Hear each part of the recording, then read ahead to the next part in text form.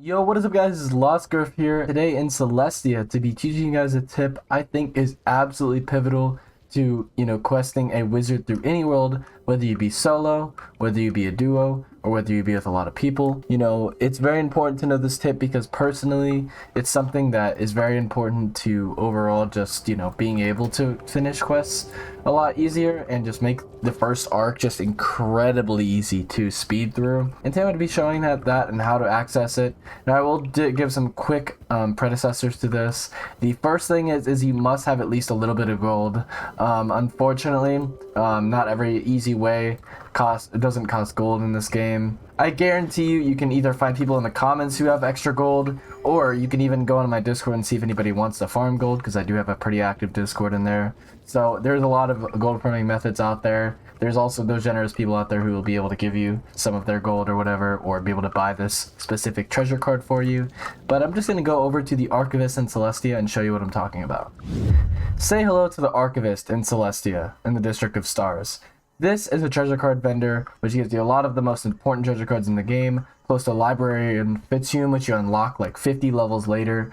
But basically, they have these cards that are very pivotal to Celestia.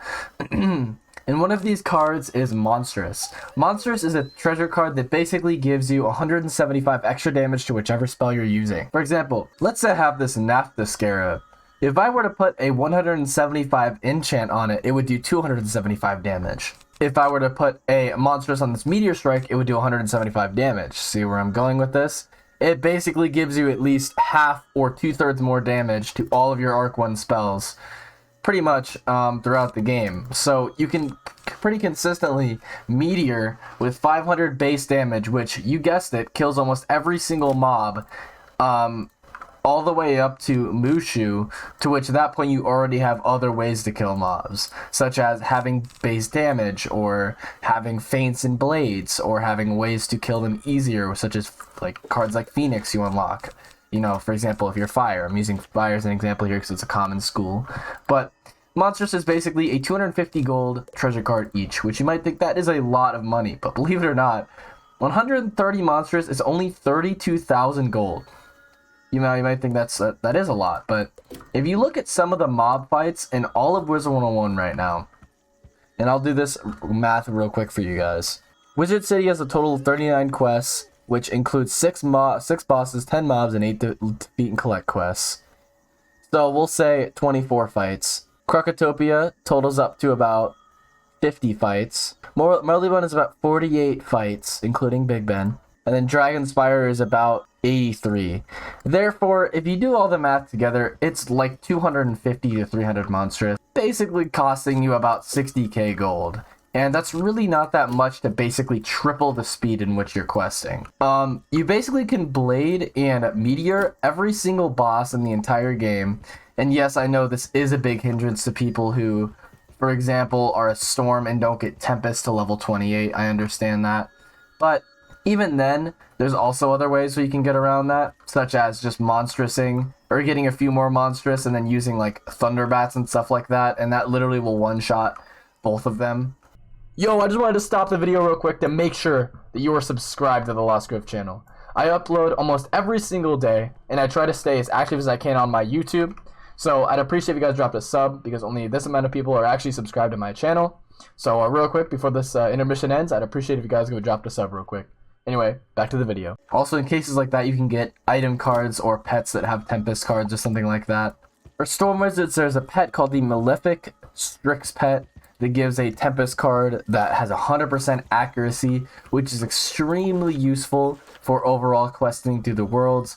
And if you do not have options to access Monstrous early on, and if you're not very lucky and that your school does not give you an early AoE, then that's probably your best bet, as well as the same solutions for schools like Death or Life. If you're lucky like Fire, Myth, Balance, and Ice, then you won't really have that problem, so I highly recommend if you're going to try to climb on these schools that you definitely end up picking a Monstrous as your card to pack in your treasure cards. Now, for example, if I'm using Monstrous, I want to have about 5 or 6 in my TC saved up, and I want my deck to look probably like something like this, with like, let's say,